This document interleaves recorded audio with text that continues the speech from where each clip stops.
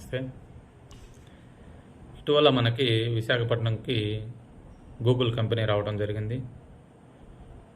చాలా సంతోషం. ఆ విషయం అందరికీ తెలిసిన విషయమే. అయితే దీన్ని వైసీపీ పెద్ద రాద్ధాంతం చేస్తుంది. ఎందుకు చేస్తుందో అర్థం కావట్లేదు. అంటే రాష్ట్రాన్ని బాగుపరచాలనుకుంటుందా, ఏదైనా నాశనం చేయాలని కంకణం కట్టుకుందా? గత 5 ఏళ్ళు అదే చేశారు. ఇప్పుడు చేసే వాళ్ళని కూడా చేయనీయకుండా జడగొడుతున్నారు. దాని గురించి, ఆ కంపెనీ గురించి అంతగా నాకు అంత తెలివి లేదు, కానీ పెద్ద పెద్ద మేధావులు మాట్లాడుతుంటే విన్నాను నేను. 1,36,000 కోట్లు పెట్టుబడి పెడుతున్నారని, 87,000 కోట్ల డేటా సెంటర్ అనేది, 1,88,000 మందికి జాబులు వస్తాయని, 12 దేశాలకి ఆ డేటా సెంటర్ అనుసంధానం అయి ఉంటుందని, 10,000 కోట్లు మన ఆంధ్ర రాష్ట్రానికి జిఎస్టీ కడతారని, ఇవన్నీ చెప్తుంటే కళ్ళు మూసుకొని ఉన్నారా, లేకపోతే ఏంటి అసలు అర్థం కాదు? వాళ్ళకి అర్థం కాక మాట్లాడుతున్నారా? కంపెనీలు వస్తే ఆదాయమా, రాకపోతే ఆదాయమా?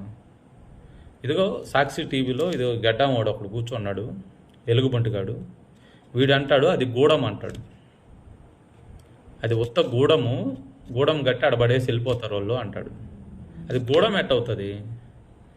12 దేశాలకి డేటా అనుసంధానం అయి ఉండే సెంటరు అది గూడమా?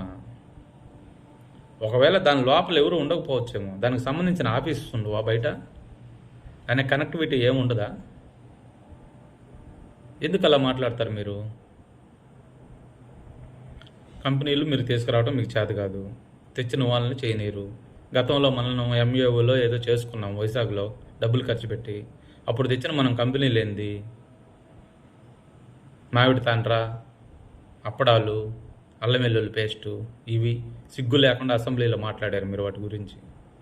నవ్వుతున్నారు. అసలు అదేదో సినిమాలో చెప్పినట్టుగా మహేష్ బాబు గారి సినిమాలో ఉంటుంది ఒక డైలాగు. అందులో ఒక జాబ్ చేసే మనిషి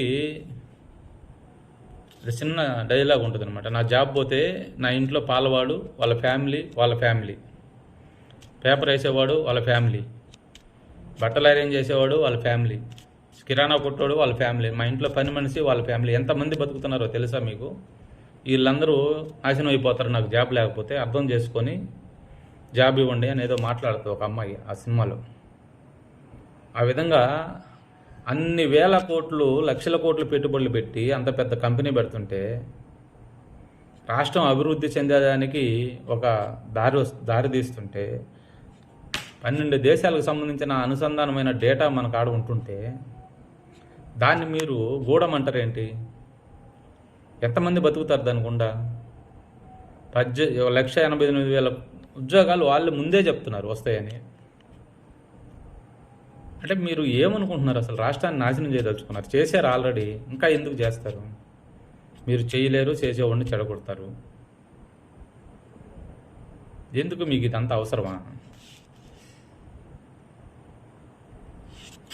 నమస్తే.